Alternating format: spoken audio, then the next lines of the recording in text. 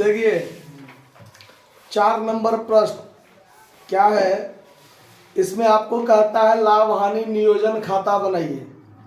सवाल है कि ए, पी और सी जिसकी पूंजी जो है वो 60,000, 30,000 और 12,000 है, ठीक है, जिस पर उन्हें 5% के दर से पूंजी पर ब्याज पाने का अधिकार है।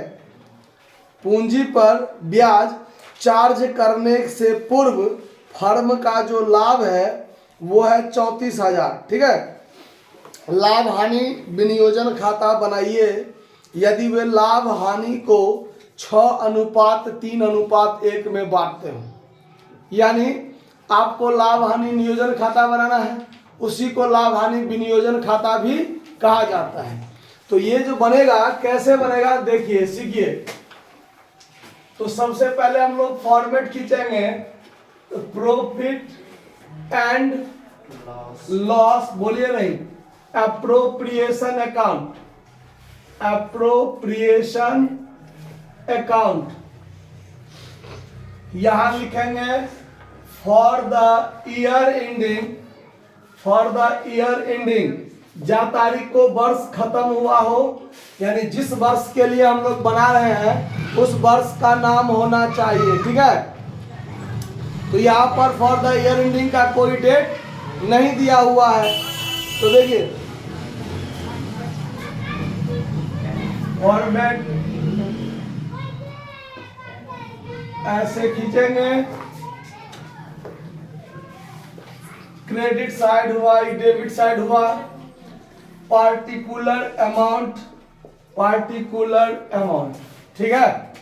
फॉर्मेट थ्योरी में हम आपको बताए थे कि सबसे पहले वर्ष का जो लाभ होता है, जितना रुपया लाभ कमाया है वर्ष भर में, उसको सबसे पहले कहाँ रखना है, क्रेडिट साइड में रखना है।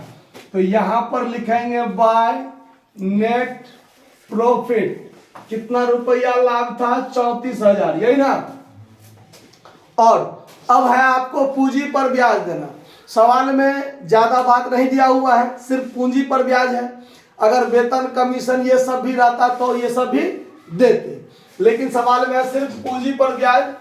यहां पर टू इंटरेस्ट ऑन कैपिटल लिख दीजिए, साझेदार है ए, बी और सी, लिख देंगे। ए का पूंजी है 60,000, तो 60,000 का 5% कितना होगा, 3,000। उसके बाद है 30,000, तो 30,000 का 5% 1,500, और फिर है 12,000, तो 12,000 का 5% 600, तो टोटल जोड़ के हो गया 5,100, हो गया ना। अब सवाल खत्म हो गया आपका यहाँ पर।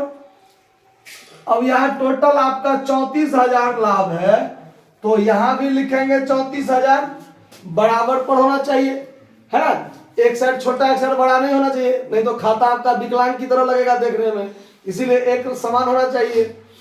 अब ये 34,000 में से 5,100 क्या हो गया, खर्च हो गया। अब जो लाभ बच गया उस लाभ को कौन बांटेगा, साझेदार आपस में बांट लेगा। तो 34,000 में से 5,100 जाएगा तो कितना बचेगा, 28,900, 28 और 5 33, हाँ ठीक है, 28,900 बचेगा ना। ये लाभ कौन लेगा, साझेदार लेगा। तो ये चला जाएगा partners capital account, to partners capital account. यहां पर प्रॉफिट लिख दीजिए, ठीक। और यहां पर ए, बी और सी तीनों का नाम देकर क्या कर दीजिए, बांट दीजिए। तो बांटेंगे कैसे, तो यहां पर अनुपात लिख दीजिए, 6:3:1 में क्या हो जाएगा, बटा जाएगा। तो बांटेंगे कैसे वो देखिए, 28,900 गुने 6:3:1 में बांटना है ना। तो 6:3:1 में जो बांटेंगे तो 28,900 गुने में 6 करेंगे पहले, और फिर 6 3 9 1 10, 10 से भाग देंगे तो ये हिस्सा ए का निकलेगा। फिर निकालेंगे 28,900 गुने 3 बट्टा फिर 10, फिर 28,900 गुने 1 अब बट्टा में फिर 10, तो तीनों का अलग अलग हिस्सा निकल जाएगा। क्लियर हो रहा है बात। तो काटिएगा तो 0 से 0 कट गया, और 6 से इसको गुना कीजिए, तो गुना कीजिएगा तो यहीं पर लिख देते हैं डायरेक्ट 0, 9 छाक के 54 के 4 हाथ में 5, 8 छाक 48 और 5, 53 का 3 हाथ में 5, 6 दूना 18, 5 23। तो एक का हिसाब 23,340 है। 17,340। एक में कितना हम कर दिए, गुना में गलती किए, रुकिए मिस किए हैं। तो 6 दूना 12, 5 17, 17,300। हाँ ठीक है, गुना में गलती किए थे।